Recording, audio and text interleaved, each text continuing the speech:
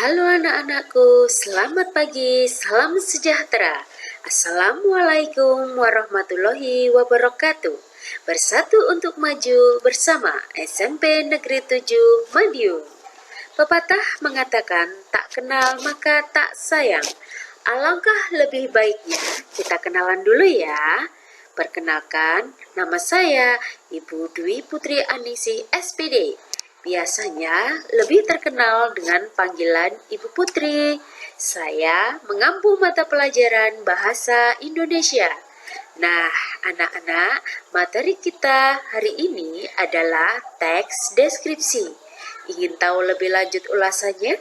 Perhatikan baik-baik ya, karena di akhir materi akan ada penugasan buat kalian. Selamat belajar anak-anakku, salam sehat. Assalamualaikum, materi kita hari ini adalah teks deskripsi. Nah, adapun tujuan pembelajarannya, pertama, peserta didik mampu menentukan ciri, objek, tujuan, dan informasi teks deskripsi. Yang kedua, peserta didik mampu menentukan jenis teks deskripsi. Tiga, peserta didik mampu menelaah struktur teks deskripsi. 4. Peserta didik mampu menelaah kaidah kebahasaan teks deskripsi. 5. Peserta didik mampu membandingkan isi dua teks deskripsi. Adapun tujuan pembelajaran teks deskripsi, agar orang yang membaca tersebut seolah-olah sedang merasakan langsung apa yang sedang dijelaskan di dalam teks tersebut. Kemudian memberikan penjelasan yang utuh kepada pembaca agar mereka bisa memahami apa yang sedang dibicarakan dengan jelas, baik dalam bentuk fisik maupun wujud yang abstrak seperti sikap, rasa, dan lainnya. Ayo anak-anak, adakah yang tahu tentang teks deskripsi itu apa?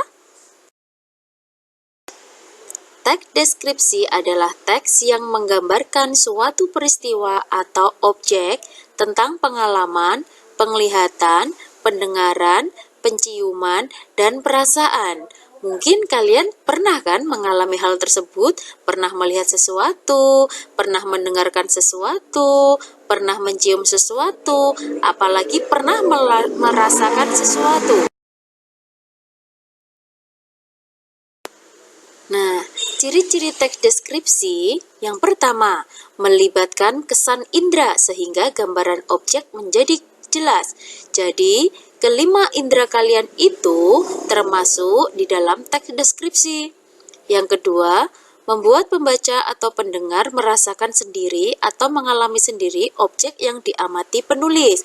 Jadi, penjelasannya, meskipun si pembaca itu belum pernah melakukan atau melihat sesuatu, ketika si penulis itu menggambarkan dengan jelas, jadi si pembaca seolah-olah memahami apa yang diutarakan oleh si penulis. Yang ketiga, menggambarkan atau melukiskan sesuatu. Jadi, teks deskripsi itu, misal, kalian membuat suatu objek, Pantai Parangtritis misalkan. Jadi objeknya adalah Pantai Parangtritis. Kemudian kalian jelaskan mulai dari awal hingga akhir. Kemudian menjelaskan ciri-ciri objek secara terperinci seperti warna, ukuran, bentuk, dan keadaan suatu objek. Jadi, misalkan di Pantai Parangtritis, biasanya di pantai itu berhubungan dengan apa? Ombak, kemudian pasir, kemudian tebing, dan lain sebagainya. Paham kan anak-anak? Nah, kita akan mempelajari jenis teks deskripsi.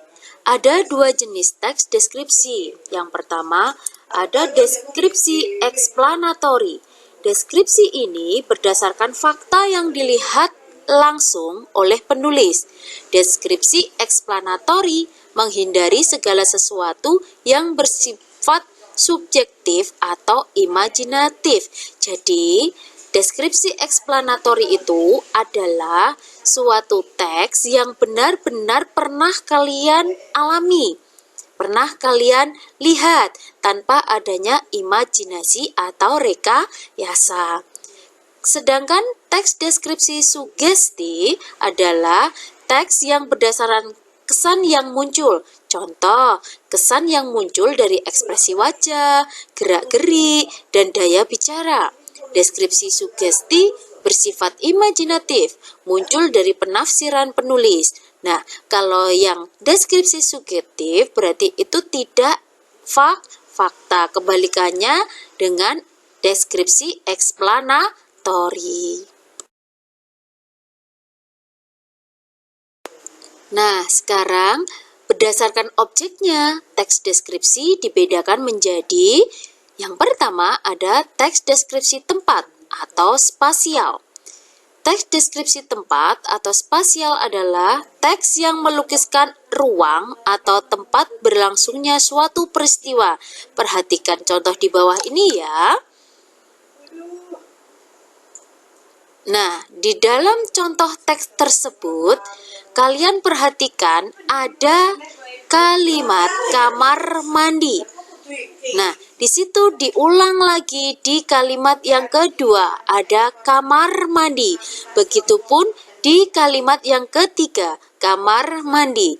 Jadi, bisa dituliskan bahwasanya teks deskripsi tempat atau spasial itu menunjuk ke kamar mandi. Paham kan anak-anak? Yang kedua, ada teks deskripsi benda. Teks deskripsi benda adalah teks yang melukiskan benda yang dilihat oleh penulis. Pelukisannya harus dilihat dari berbagai segi agar benda tersebut tergambar dengan jelas dalam pikiran dan perasaan pembaca. Perhatikan contoh teks di bawah ini.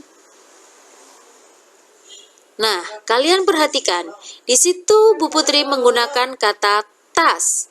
Diulang lagi di kalimat berikutnya, ada kata tas. Nah, dari kata tas tersebut merujuk ke dalam deskripsi benda. Nah, selanjutnya ada teks deskripsi waktu. Teks deskripsi waktu menggambarkan urutan waktu. Berdasarkan gambaran tersebut, pembaca akan tahu urutan kejadian yang berhubungan dengan waktu. Perhatikan contoh di bawah ini ya. Di situ Bu Putri menggunakan pukul 17.20 WIB. Kemudian ada setiap menit, beberapa menit. Nah, kata tersebut merujuk ke dalam teks deskripsi waktu. Bisa juga teks deskripsi waktu itu digambarkan oleh kata pagi, siang, sore, malam, tengah matahari. Itu juga termasuk teks deskripsi waktu. Yang terakhir ada teks deskripsi orang. Pendeskripsian orang akan menceritakan orang tersebut secara terperinci. Mendeskripsikan orang dapat dilakukan melalui berbagai cara, yaitu dengan memilih aspek yang akan dideskripsikan. Perhatikan contoh berikut ini ya. Nah, di situ ada kata pemeran Dewi Sinta. Kemudian Bu Putri menggunakan kata iya. Kata pemeran Dewi Sinta itu termasuk teks yang menunjuk ke orang. Sedangkan kata iya itu adalah sebagai kata ganti orang pertama. Nah, kata ganti orang pertama tersebut merujuk ke pemeran Dewi Sinta. Bisa dipahami anak-anak? Nah, anak-anak, itulah tadi penjelasan materi teks deskripsi hari ini. Kemudian ada penugasan buat kalian. Di sini Bu Putri menyediakan ada 4 teks. Kalian baca keempat tersebut dengan cermat. Kemudian tentukan jenis deskripsinya.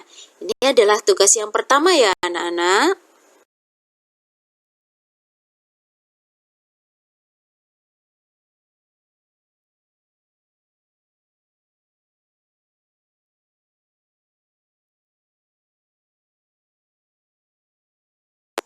Nah, tugas yang kedua, uji kompetensi 1. Kalian kerjakan tugas tersebut dan tulis di kertas folio foto pekerjaan beserta foto kalian saat mengerjakan. Kemudian, kirim pekerjaan kalian di Google Class Bu Putri ya. Terima kasih, selamat mengerjakan. Salam sehat.